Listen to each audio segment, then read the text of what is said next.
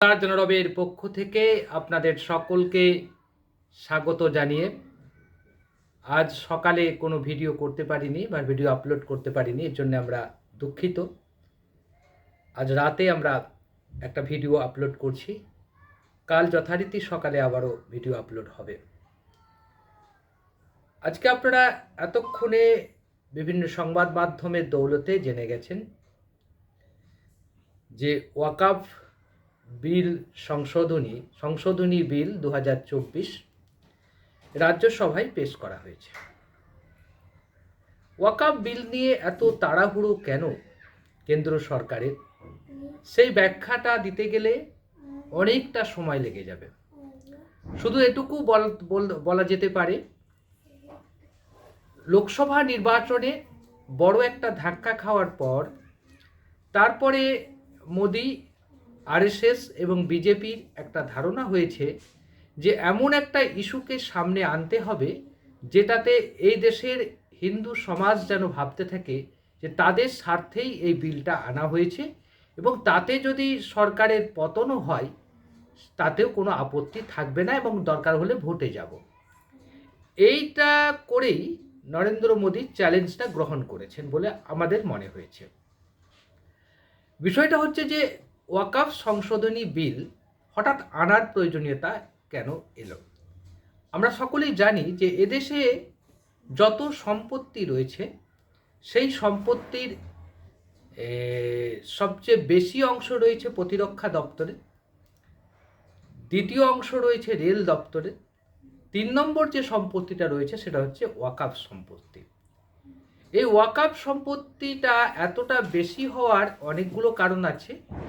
তার মধ্যে একটি কারণ হচ্ছে যে এদেশে 800 বছরের বেশি সময় ধরে এদেশকে শাসন করেছে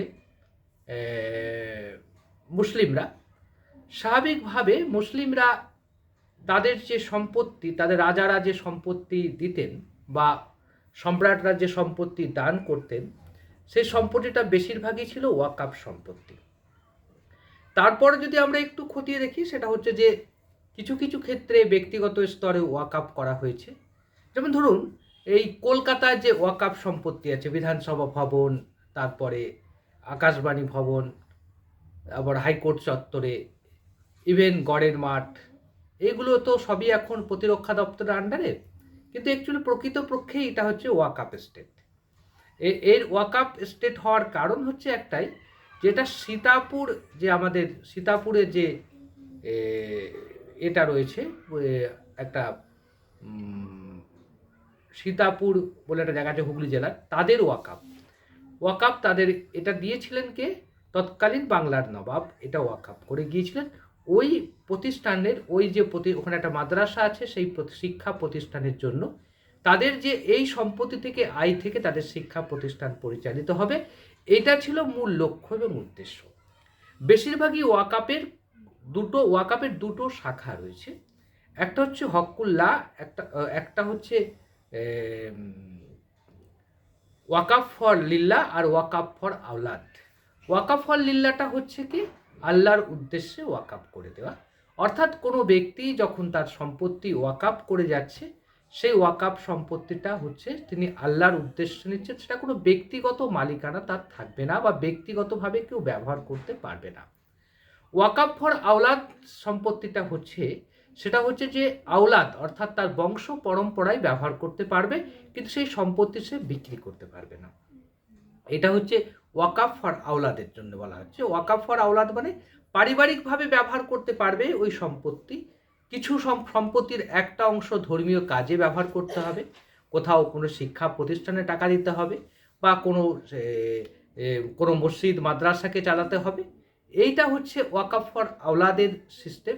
আর ওয়াকফ ফর লিল্লাহ, এই ওয়াকফ ফর লিল্লাহ যে সম্পত্তিটা রয়েছে সমগ্র দেশ জুড়ে, এটার সংখ্যাটা অনেকটা বেশি।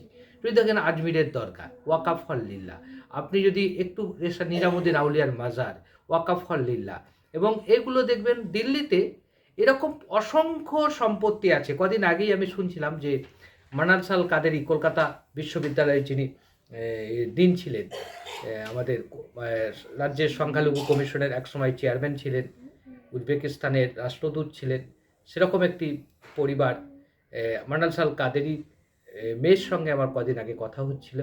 তিনি বললেন যে আমার দাদুর যে সম্পত্তি নয়ডাতে আছে, অর্থাৎ ওদের নয়ডাতে ওয়াকাফ সম্পত্তি প্রচুর। তো এইভাবে দিল্লিতে একটা বিরাট অংশের সম্পত্তি কিন্তু ওয়াকাফ সম্পত্তি। তার কারণটা হচ্ছে যে সম্রাটদের আমলে, যখন সম্রাট বা সুলতানরা ছিলেন, তারা তাদের যে অনুগামী পীর ছিলেন, তাদের যারা তিনি যার কাছে শিষ্যত্ব গ্রহণ করেছেন গুরুর কাছে, এরকম গুরুদের তিনি সম্পত্তি লিখিতভাবে দান করে গেছেন, ওয়াকাফ করে গেছেন, এবং সেটা করে গেছেন ওয়াকাফ ফর আওলাদ করে, অর্থাৎ তার বংশ পরম্পরায় সেই ব্যবহারটা করবে। এখন ওয়াকাফ সম্পত্তির বিল, সংশোধনী বিলটা এখন আনতে চাইছে রাজ্য সরকার, মানে কেন্দ্র সরকার, একটাই কারণে তারা মনে করছে যে এদেশে অনেক সম্পত্তি আছে। যেমন ধর মধ্যপ্রদেশের একটি গ্রাম, টোটাল গ্রামটাই হচ্ছে ওয়াকাফ সম্পত্তি, কিন্তু সেখানে এই মুহূর্তে খুব বেশি মুসলমানের বাস নয়।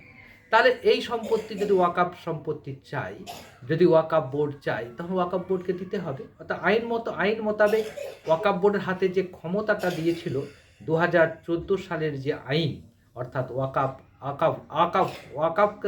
করেছিল, AUKF আকাফ করেছিল, সেই ওয়াকাফ আইনে যে ক্ষমতাটা দিয়ে গেছিল কংগ্রেস সরকার ও ইউপিএ সরকার, সেই ক্ষমতাটা কমিয়ে দিয়ে ওয়াকাফ বোর্ডের ক্ষমতা কমিয়ে দেওয়া হচ্ছে। এবং ওয়াকাফ বোর্ড যদি থাকে, সেখানে একজন অমুসলিম প্রতিনিধি থাকবে, অর্থাৎ ধর্মীয় স্বাধীনতায় হস্তক্ষেপ করা হচ্ছে। যদিও সম্পত্তিটা মুসলমানদের সম্পত্তি, তাতে হাত দেওয়া হচ্ছে। আরেকটা করছে, সেটা হচ্ছে যে যেগুলো এই ওয়াকাফ সম্পত্তি, যেগুলো নির্ধারিত ওয়াকাফ সম্পত্তি, যেটা রেকর্ডেড ওয়াকাফ সম্পত্তি, সেগুলো বাদে বিশাল অঙ্কের ওয়াকাফ রয়েছে। যেমন ধরুন মসজিদ, নতুন যে সকল মসজিদ হয়েছে, তার সঙ্গে যে জমি রয়েছে বা তার যে জায়গা রয়েছে, সেসব জায়গাগুলো তো ওয়াকাফ স্টেটের মধ্যে এখনও আসেনি। তো ওয়াকাফ স্টেটের মধ্যে থেকে আনতে হবে, 6 মাস সময় দেওয়া হবে, 6 মাসের মধ্যে গ্রহণ করতে হবে। আর আরেকটা যে কবরস্থান, এত যে কবরস্থান রয়েছে, সবই তো ওয়াকাফ। অনেক কবরস্থান ওয়াকাফের নামে অন্তর্ভুক্ত নেই, ওয়াকাফ বোর্ডের সঙ্গে সংযুক্ত নেই। অনেক কবরস্থান ব্যক্তিগত মালিকানায় রয়েছে। অর্থাৎ এগুলো একটা সময় কি হবে, সেটা নিয়েও এগুলো জাজ করার ক্ষমতা হচ্ছে একমাত্র ডিএমদের, অর্থাৎ ডিস্ট্রিক্ট ম্যাজিস্ট্রেট পর্যায়ের কোনো অফিসার সিদ্ধান্ত নেবে এটা ওয়াকাফ সম্পত্তি কি সব, যেটা রেকর্ডেড ওয়াকাফ সম্পত্তি, তার উপরে হাত পড়ার কোনো সম্ভাবনা আছে বলে আমাদের মনে হচ্ছে না। কিন্তু এখন যে প্রশ্নটা উঠেছে, রাজ্যসভায় বিল পেশ হয়ে গেছে। এখন দেখার বিষয়, এদেশের যারা ধর্মনিরপেক্ষ দল তারা কি করেন। এবং যে বিলটা পেশ হয়েছে রাজ্যসভায়, সেই বিলেতে আমরা দেখলাম আজকে রাজ্যসভাতে এই নিয়ে খুব উত্তাল হয়ে উঠেছে, হইচই হয়েছে। কারণ বিরোধীরা প্রথমেই তো এই বিলটা গত ডিসেম্বর মাসে পেশ করা হয়েছিল, গত ডিসেম্বর মাসে পেশ করা হয়েছিল। তারপরে এই বিলটাকে গত ডিসেম্বর মাসে এই বিলটা জেপিসি পাস করে, তার আগে আগস্ট মাসে এই বিলটা পেশ করা হয়েছিল। অর্থাৎ নতুন সরকার ক্ষমতায় আসার পরে পরে এই বিলটা সংসদে পেশ করা হয়েছিল 8ই আগস্ট, সম্ভবত 2024-এর 8ই আগস্ট এই বিলটা পেশ করা হয়। বিরোধীদের উত্তাল এবং সেই সময় যেহেতু সরকার খুবই চাপের মধ্যে ছিল, তখন বিরোধীদের ঐক্যবদ্ধতার কাছে শেষ পর্যন্ত জেপিসিতে পাঠাতে বাধ্য হয়।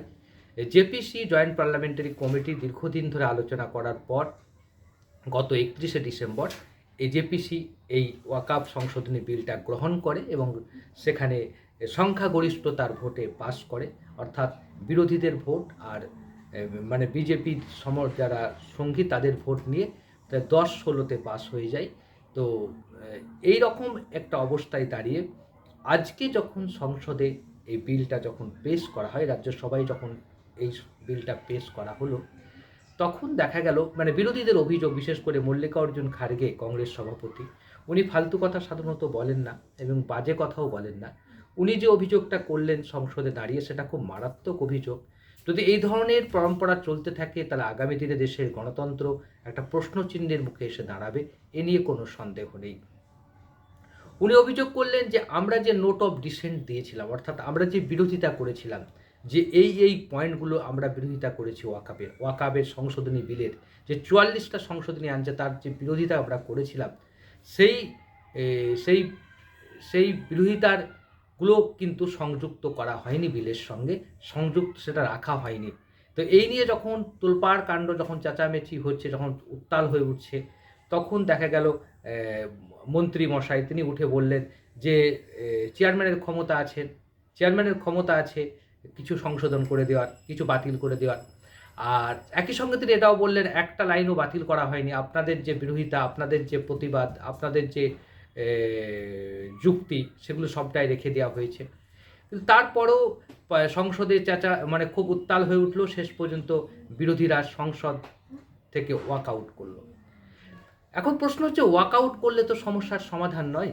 সমস্যার সমাধান হচ্ছে ওয়াকআপ বিলকে যদি রুখতে পারে। ওয়াকআপ সংশোধনী বিল যদি রুখতে না পারে, তাহলে চিৎকার চেঁচামেচি করে লাভ নেই।